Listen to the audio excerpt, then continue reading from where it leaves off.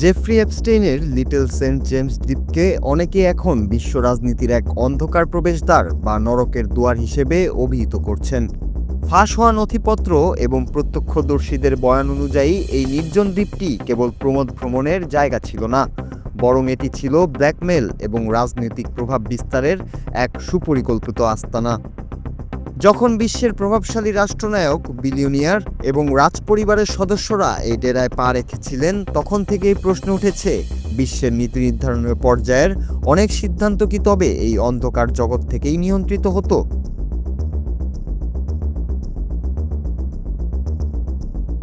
তদন্তকারীদের মতে, এপস্টেইন এমন এক গোপন নেটওয়ার্ক তৈরি করেছিলেন যেখানে ক্ষমতাধর ব্যক্তিদের নৈতিক স্থলনের প্রমাণ রাখা হতো, যা পরবর্তীতে তাদের নিয়ন্ত্রণ করার হাতিয়ার হিসেবে ব্যবহৃত হতো।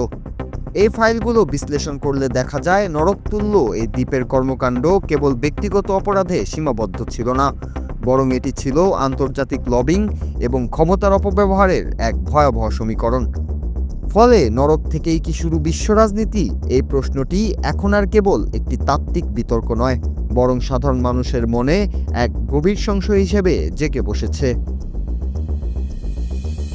বর্তমান বিশ্ব রাজনীতির গতি প্রকৃতি এবং অনেক দেশের অভ্যন্তরীণ নীতিমালায় যে রহস্যময় পরিবর্তন দেখা যায়, তার পিছনে এমন কোনো ডার্ক নেটওয়ার্ক কাজ করছে কিনা তা নিয়ে এখন চুলচেরা বিশ্লেষণ চলছে।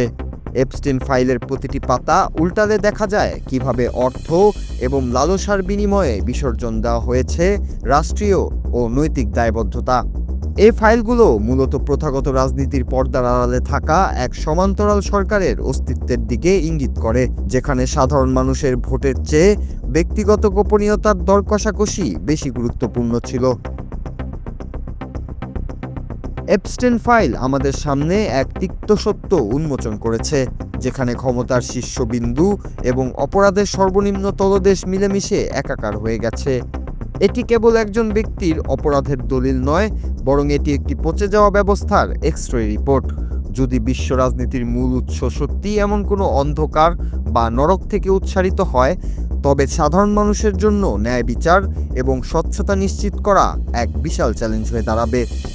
এই ফাইলগুলোর পূর্ণাঙ্গ প্রকাশই পারে রাজনীতির এই অন্ধকার অধ্যায়কে মুছে ফেলে নতুন আলোর পথ দেখাতে। Noor Raju, Bangla TV news desk.